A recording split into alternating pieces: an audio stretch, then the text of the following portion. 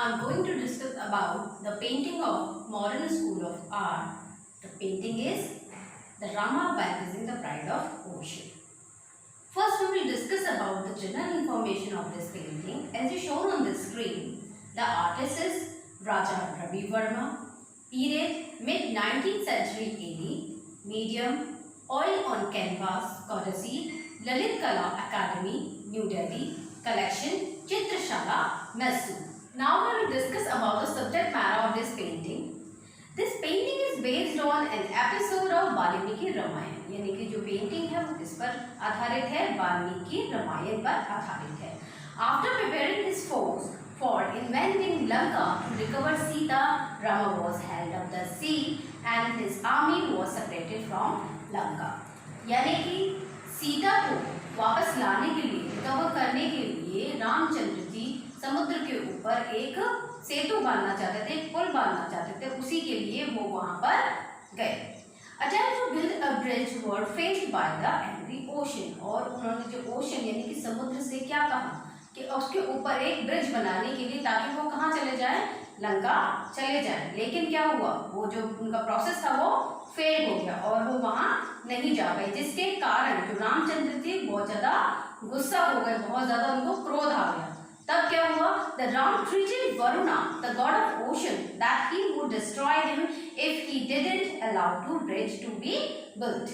तब रामचंद्र जी ने जो ओशन के देवता है, यानी कि समुद्र के जो देवता है वरुण देवता, उनको धमकी दी, अगर आप उनको रास्ता नहीं देंगे, यानी कि ब्रिज नहीं देंगे उसके ऊपर ताकि वो समुद्र को क्रॉस कर सके, तो वो क्या करेंगे? वो उसको नष्ट कर देंगे, समुद्र को खत्म कर देंगे, यानी कि समुद्र का जो पानी है उसको वो सुखा देंगे. Only then his force could cross the ocean to reach Lanka. मतलब वो किस लिए चाहते थे? क्योंकि वो तो भगवान है, वो तो गॉड है, वो तो जा सकते हैं, बट उनकी जो इतनी बड़ी सेना है वो वहां कैसे जा सकती है? तो इसीलिए वो उसके ऊपर ब्रिज उनके लिए चाहते थे. और जब उन्होंने ओशन यानी कि ओशन के जो देवता हैं उनसे कहा उस ब्रिज को बनाने के लिए, तो उन्होंने कोई भी रिप्लाई नहीं दिया. तो उस समय पर उनको जो क्रोध आया, क्रोध आने पर जो सीन वहां पर क्रिएट हुआ, यानी कि रामचंद्र जी धमकी देते हुए हैं और वरुण देवता उस चीज को रोकते हुए हैं, वो सीन इस पेंटिंग के अंदर क्या किया गया है? कैप्चर किया गया है. उसी के बारे में इसके अंदर बताया गया है. Now we will discuss about the compositional arrangement of this painting. This painting, Rama vanquishing the pride of ocean, shows Rama's anger at the god of sea for not cooperating in his attempt to build a bridge to Lanka. यानी कि इस painting के अंदर Rama वैंक्सिंग pride of ocean के अंदर रामचंद्र जी का जो क्रोध है वो इसके अंदर दिखाई दे रहा है. क्यों? क्योंकि जो समुद्र के जो भगवान है, समुद्र के जो देवता है, सी ऑफ गॉड जो हैं, वो क्या नहीं कर रहे हैं? उनको कॉपरेट नहीं कर रहे हैं. किस लिए? समुद्र के ऊपर सेतु बांधने के लिए. The unbeatable Ram picks up his bow in anger at the sea god and is ready to place an arrow at the string. और इस पेंटिंग के अंदर ये भी दिखाया गया है कि किस तरह से रामचंद्र जी अपने धनुष को लेकर उसके ऊपर कमान चढ़ाकर खड़े हुए हैं और रेडी पोजीशन में हैं, और वो क्या कर रहे हैं? समुद्र को धमकी दे रहे हैं कि उसका जो पूरा जल है वो उसको क्या कर देंगे? सुखा देंगे, अगर उसने रामचंद्र जी के साथ कॉपरेट नहीं किया तो.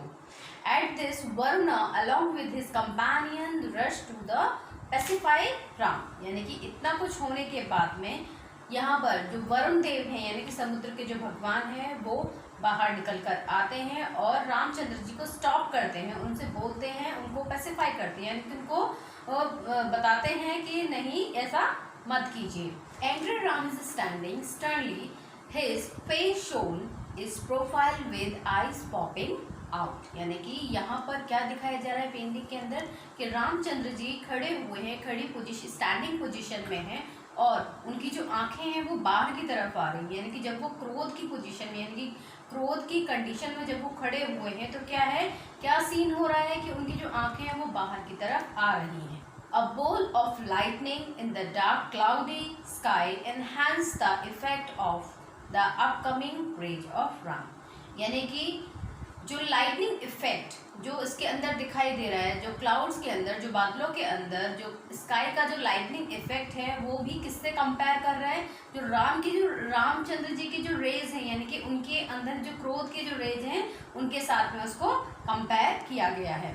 This movement of action is frozen in this painting with the contrasting balance and the dynamism at the same time। और इस पेंटिंग के अंदर ये जो सीन है, ये जो एंगल सीन है, इसको कैप्चर किया गया है इस पेंटिंग के अंदर, क्योंकि इसके अंदर जो कलर है, जो कंट्रास्ट कलर जो यूज हुए हैं, वो इस पेंटिंग को बैलेंस लुक देता है, एक डायनेमिक लुक देता है। There is a turbulence in the waves where the energised figures of the sea rise from the water. यानी कि जो पानी का जो बहाव है वो इतना ज़्यादा अशांत है, इतना ज़्यादा उसके अंदर शोर है, कह सकते हैं कि वो किस तरीके से नजर आ रहा है, जस्ट लाइक अ फिगर, एक फिगर की तरह से समुद्र के अंदर से नजर आ रहा है। The waves hitting the rocks at the shore where the Ram stand form thick form। यानी कि जहाँ पर रामचंद्र जी खड़े हुए हैं वहाँ पर क्या नजर आ रहा है, जहाँ पर जो पत्थर पड़े हुए हैं, वहाँ पर जो रॉक्स बने हुए हैं, उनके ऊपर जब वेव्स आ रही हैं, समुद्र की जो धाराएं आ रही हैं, उससे जो टकरा रही हैं, उससे क्या हो रहा है कि जो वो पानी का जो फॉर्म है बहुत ज़्यादा थिक दिखाई दे रहा है। The posture of the figure and the fluttering garments depict the stormy atmosphere। यानी कि रामचंद्र जी का जो फिगर है वो ऐसा नजर आ रहा है, क्योंकि जो उन्होंने कपड़े पहन रखे हैं वो भी हवा में इस तरीके से लहला रहे हैं कि वहाँ का जो एटमॉस्फेयर है वो ऐसा नजर आ रहा है कि बहुत ज़्यादा स्टॉर्मी, यानी कि बहुत ज़्यादा तूफान उस स्थान पर चल रहा है। Due to this commotion, disorder, there is a froth in the middle of the composition। यानी कि जिस इस पोजीशन की वजह से जो वहाँ पर जो सीन है वो किस तरीके से क्रिएट हो रहा है कि जैसे कि वहाँ पर बहुत ज़्यादा फॉर्म इकट्ठा हो गया है in the middle of the picture।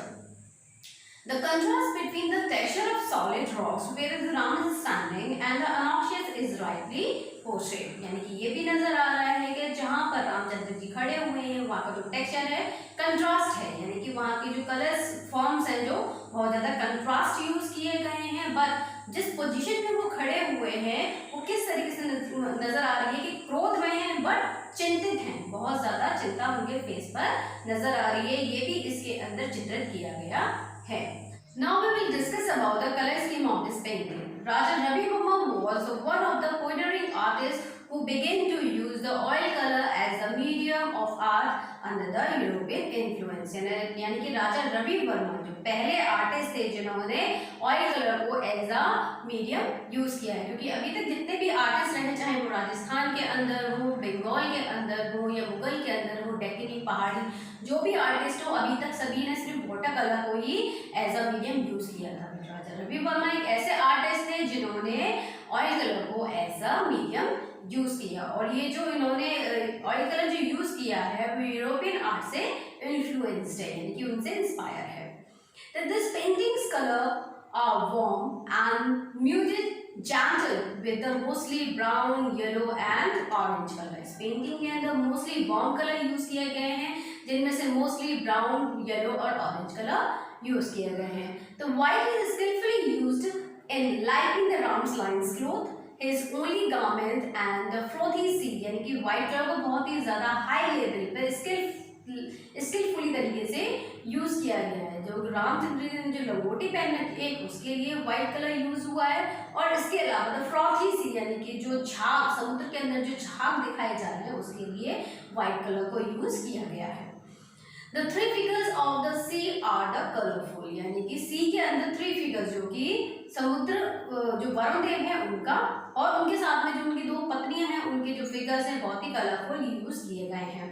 It is mostly the play the texture that has a major role of bring out the desired effect। यानी कि इस पेंटिंग के अंदर जो टेक्सचर है वही मेन रोल प्ले कर रहा है, क्योंकि इस टेक्सचर की वजह से ही जो पेंटिंग है उसके अंदर जो उसकी मतलब जो भी उसकी रिक्वायरमेंट है, जो भी उसकी डिजायर है वो उसके अंदर कंप्लीट हो रही है। I hope you understand this painting very well.